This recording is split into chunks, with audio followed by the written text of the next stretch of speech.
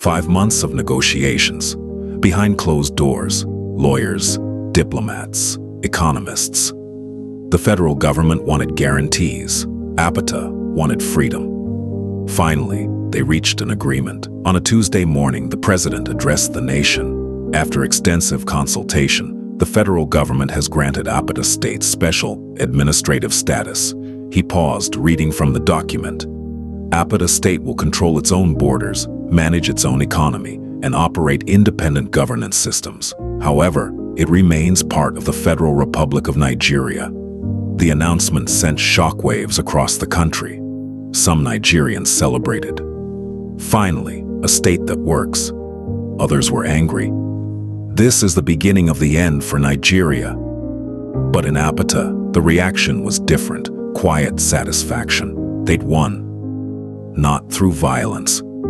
Not through rebellion. Through competence. The next morning, Apata State activated its new powers. Border checkpoints went up overnight. Not walls, not fences, just clean, modern immigration posts with digital systems. Welcome to Apata State, signs read. Entry requires valid documentation. Visitors from other Nigerian states now needed to register. Simple forms, biometric scans, background checks. It wasn't about keeping people out. It was about knowing who was coming in. And within weeks, something remarkable happened. Crime dropped to nearly zero. Because every person in Apata was documented. Every movement was tracked, not oppressively, just efficiently. The book had shown them how to build a security system that was invisible but absolute. Chapter 23. Predictive security infrastructure. Cameras that didn't just record, they analyzed patterns. AI systems that flagged anomalies before crimes happened. Response teams that arrived in under 3 minutes. A CNN reporter visited and asked a random woman on the street, "Do you feel safe here?" She laughed. "Safe? I left my phone on a bench yesterday and came back 2 hours later. It was still there, with a note saying, 'Please be more careful.'" The reporter was stunned. This wasn't just good governance. This was something else entirely. But Apata's real advantage wasn't security. It was what they were building behind the scenes. In a restricted zone outside the capital, construction crews worked 24/7. No media allowed, no public announcements, just progress. Damola, Segun, and Tola stood on a hill overlooking the site. Miles of sleek buildings, solar arrays that shimmered like mirrors. Transportation systems that moved silently on magnetic rails. "The first district is almost complete," Segun said. Tola stared in awe. "It looks like the future." "It is the future," Damola said. 50 years ahead of anything in Europe, 70 years ahead of America. The book had given them blueprints for a city that shouldn't exist yet. Energy systems with 99% efficiency. Buildings that regulated their own temperature. Waste systems that converted trash into fuel.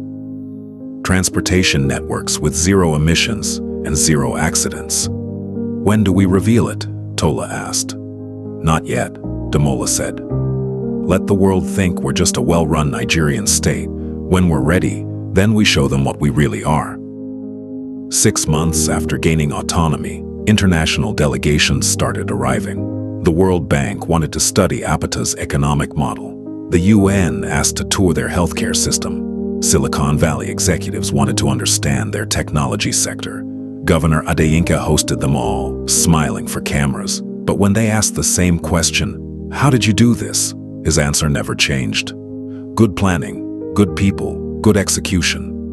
Nobody believed him, but nobody could prove otherwise, because Damola, Segun, and Tola had hidden the book so well that even the governor didn't know where it was. In a vault, underground, biometric locks, triple redundancy. Only 3 people in the world could access it, and they intended to keep it that way. But success breeds attention, and attention breeds problems. Late one night, Tola burst into Damola's office. "We have a situation." She pulled up a news report on her tablet. "Chinese intelligence has been asking questions about Apata. They think we have technology that shouldn't exist. Damola's jaw tightened. How much do they know? Nothing concrete, but they're watching. Sagan looked up from his laptop. It's not just China. CIA, MI6, Mossad. Everyone's curious. Damola stood, walking to the window.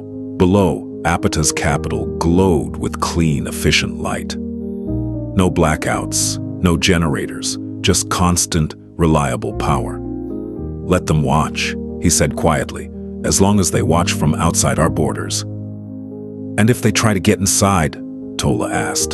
Damola turned back to them. Then they'll learn why our security is the best in the world.